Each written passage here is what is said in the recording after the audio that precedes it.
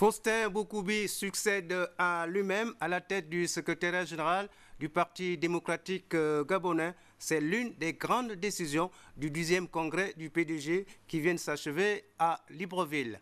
Voilà, c'est le sortie de ce journal. Mesdames, Messieurs, vous êtes bien sûr les bienvenus à notre édition d'information de la soirée, la première. Et tout de suite, les détails. Je vous l'ai dit, Faustin Boukoubi a été donc désigné comme secrétaire général. Il succède à lui-même à la tête du secrétariat général du Parti démocratique gabonais. C'est donc l'une des grandes décisions du 10e congrès du PDG qui vient de s'achever à Libreville. Faustin Boukoubi sera secondé dans ses fonctions par deux secrétaires généraux adjoints, Jean-Marie Koumba-Souvi et Léon Dezieux.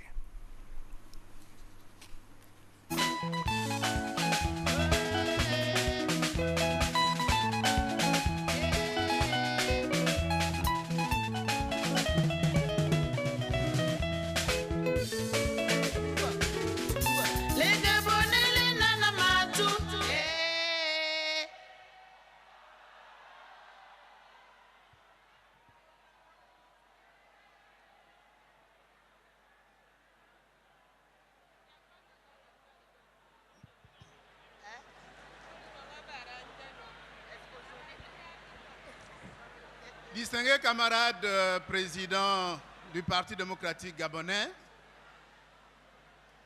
camarades présidents d'honneur de l'UFPDG, chers amis venus de l'étranger représenter les partis amis au Parti démocratique gabonais, chers amis de la majorité républicaine pour l'émergence, très chers camarades militantes, jeunes camarades militants, camarades congressistes, militantes et militants, mesdames et messieurs, distingués camarades présidents, vous comprendrez que je n'ai pas préparé de mots pour cette circonstance, eu égard à l'incertitude qui régnait.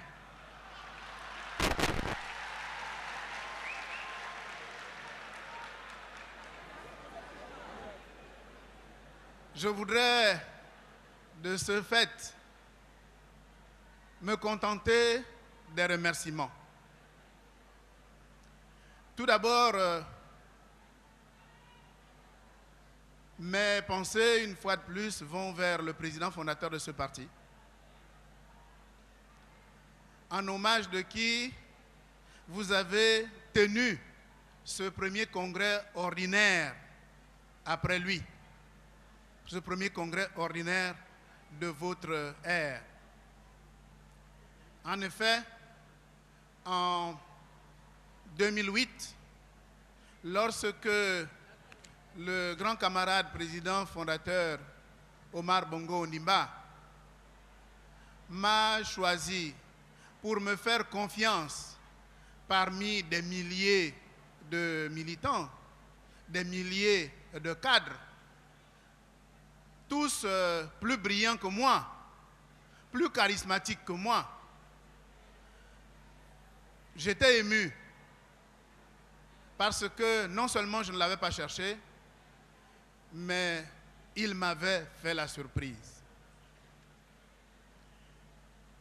En 2010, lorsque vous avez pris la tête du parti et que vous m'avez fait l'honneur de me reconduire, je vous avoue que je me suis dit, le président du parti est tout simplement dans la ligne du président fondateur.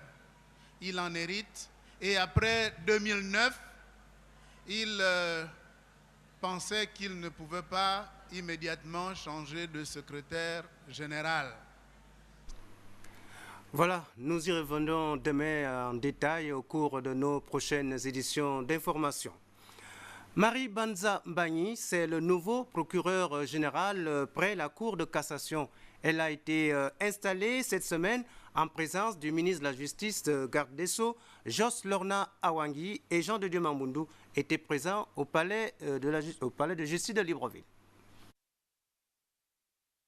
Marim Bonzambani, qui remplace Victor Ngoni Epiga, admis à faire valoir ses droits à la retraite au poste de procureur général près de la Cour de cassation. Une audience d'installation au cours de laquelle le ministère public a rendu un hommage mérité au procureur retraité pour ses bons et loyaux services, non sans témoigner son soutien à la nouvelle promue. Madame le procureur général, dans l'accomplissement de votre lourde tâche, soyez assurés de la collaboration franche et sincère de vos collègues du parquet général. Qu'il me soit permis de vous adresser, au nom du ministère public, nos vives et chaleureuses félicitations. Consciente des lourdes tâches qui sont désormais les siennes, Madame Bonzambani a promis de démériter la confiance placée en elle. S'agissant de mes éminents collègues et collaborateurs, je voudrais qu'ils sachent que j'ai puisé le courage et l'engagement que je viens de prendre dans la confiance que j'ai en eux et que d'avance, je me réjouis de la pensée de pouvoir compter de leur part, non seulement sur leur disponibilité permanente, mais encore et surtout sur une collaboration franche et sincère. Marim Bonzambani est née en 1953, mère de 3 enfants et a déjà occupé plusieurs postes, dont juge d'instruction, conseiller de chambre et présidente de chambre de la Cour de cassation, poste occupé jusqu'à sa nomination par le Conseil supérieur de la magistrature le 26 février dernier. À Libreville également, l'entreprise Sodim TP ouvre ses portes au grand public. Un showroom est mis à la disposition des potentiels clients pour découvrir toute la gamme des produits de l'entreprise et ce durant un mois. Reportage Rodrigue Tessamwanga et Félix Moudibangoy. À travers ce showroom, Sodim TP s'ouvre au public. Entre haut et bas de gamme, cette exposition vente est une véritable opération de charme. Aujourd'hui, nous constatons qu'au sortir des bureaux, ça devient compliqué pour les clients potentiels de venir nous rendre visite sur la zone industrielle et donc on a décidé d'ouvrir le samedi matin pour permettre à nos clients de venir en toute tranquillité, éventuellement même en famille, pour voir nos véhicules. Durant un mois, les visiteurs, clients pour la plupart, pourront toucher du doigt la robustesse et le dynamisme de ces véhicules. Sangyong, Rexton, Duster et Dacia pour les amoureux des berlines. Le message que nous lançons à nos clients et à nos prospects, c'est de venir découvrir la gamme Renault avec notre petit 4x4 SUV, le Duster, mais également notre produit Corando, le C200 qui actuellement est en promotion. L'élégance, l'ergonomie travaillée sur la planche de bord, le directeur général ne cache pas ses attentes. L'objectif, c'est d'attirer des clients et indirectement de développer notre chiffre d'affaires sur ce segment de marché qui est plutôt le segment du marché des véhicules 4x4 SUV. Avec des proportions extérieures parfaites, l'équilibre est certain. Entre élégance et style, non pas sans évoquer l'habitacle, tout a été conçu pour le confort des occupants. Le Salon international du livre et des arts a pris fin cette semaine à Libreville. Cette fête du livre a accueilli près de 200 000 visiteurs pendant 4 jours. Ses organisateurs n'en sont pas moins satisfaits. Ahmed Baoulé et Jean de Dieu Mambundu. Le Salon international du livre et des arts de Libreville a poursuivi son combat pour la culture tout au long de ce SILAL. C'est un véritable plaidoyer présenté ici par les professionnels de la culture. Ils ont démontré les avancées significatives de cette 2e édition. Une table ronde s'est tenue le mardi 19 mars 2013 sur le plateau de Gabon Télévision. Les intervenants ont relevé la difficulté de l'insertion du livre en tant qu'objet culturel en Afrique. En revanche, ils ont reconnu la fluidité des autres expressions artistiques.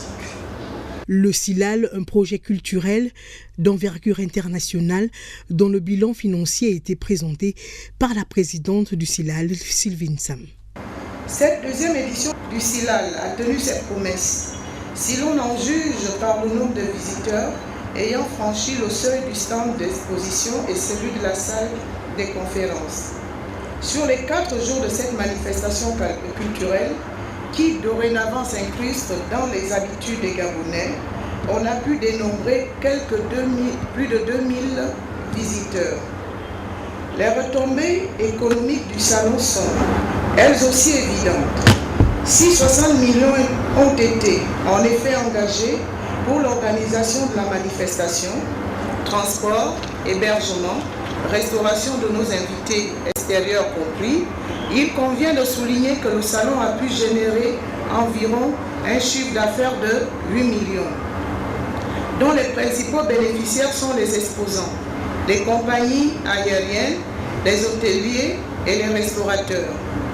Si ces données économiques ne suffisent pas pour lever les réticences de ceux qui douteraient encore de l'utilité du SILAL dans l'environnement qui est le nôtre, j'évoquerai quelques arguments d'ordre culturel pour les convaincre. La cerise sur le gâteau au SILAL, c'est la tombola où de nombreux gagnants sont repartis avec de nombreux lots. Le sourire aux lèvres, c'est ça aussi le SILAL. Avec plus de 2000 visiteurs, ces 4 jours de foire aux livres de Libreville ont permis aux exposants artisanaux de confronter leur expérience au modèle des maisons d'édition modernes. Nous retrouvons Armel Baoulé et Jean-de-Dieu Mamboundou. Fleuve qui coule, en 4 jours d'exposition, les visiteurs ont parcouru les différents stands du Salon international du livre et des arts de Libreville, une plateforme culturelle qui attire du beau monde. Ma maison d'édition s'appelle Édition Aymar. Elle a été créée en 1990 avec comme devise le livre au service du développement. Parce que nous sommes persuadés, nous sommes convaincus que le livre peut contribuer au développement de l'Afrique. Voyager en regardant des romans de tout genre, c'est une réalité que l'on peut toucher, d'où l'apport des éditeurs à ce rendez-vous. À ce stand, j'ai apporté essentiellement des livres gabonais, parce que je suis une structure gabonaise. J'ai voulu privilégier la littérature gabonaise. Naturellement, j'ai aussi d'autres livres qui ne sont pas gabonais, donc des livres français, des livres d'autres pays africains. Je vais vous présenter les 2 livres publiés par mon épouse, qui sont là. 50 contes éducatifs enfants. Et Mon mari, mon salaud, c'est des livres vrais. Surtout Mon mari, mon salaud, c'est des témoignages des femmes qui ont eu des problèmes dans leur vie de couple avec leur mari. Dostoïevski, Tchekhov, qui sont en même temps, pour certains, ce sont des compositeurs et la plupart des écrivains. Ce sont des grands auteurs qui ont fait l'histoire de l'art aussi. L'art au SILAL dans toute sa splendeur, pour en parler, suivons les artistes pas à pas. On dit Gabon, on dit wax, mais nous avons aussi pensé à faire ça en tissu. Il faut des accessoires traditionnels, et puis il faut aussi pouvoir s'adapter à la coutume de la future mariée. Et ça nous fait justement replonger dans nos traditions. Moi, ce qui m'intéresse surtout, c'est ces mammifères, ces géants en voie de disparition. Moi, à travers mes peintures, j'ai contribué de manière humble à la protection de la nature. Une note de musique pour la fin de ce journal. Joël Massala, jeune artiste chanteur gabonais, vient de mettre sur le marché un nouvel opus de 6 titres. Il a lui-même présenté au public hier au cours d'une conférence de presse. Reportage Paul Siaki et Pierre Claverella.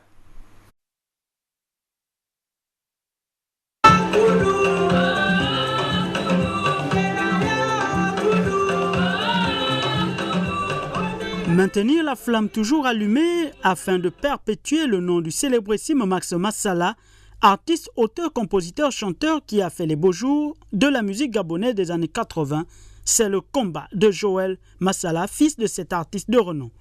Depuis ma naissance, je voyais ce que papa faisait. Et avec ça, j'ai grandi avec, c'est déjà dans le sang. Vraiment, je ne peux pas m'en passer. Ovation, c'est le nom de ce nouvel album solo de Joël Massala qui vient d'être présenté de manière officielle au cours d'une conférence de presse au grand public. Avant, je faisais un peu de la tradition moderne. J'ai voulu un peu changer et j'espère que tout le monde va se retrouver. Les multiples mélomanes pourront donc savourer les 6 titres que contient cet album déjà disponible dans les grands espaces de la capitale gabonaise. Originaire de Logouelolo, Joël Massala est assurément une valeur sûre de la musique gabonaise. Il apporte ici sa contribution à l'essor de cette musique vert, jaune et bleu dans le domaine de la variété qui est le sien. Voilà, mesdames et messieurs, ce journal est à présent terminé. Il était réalisé par Emmanuel Becu.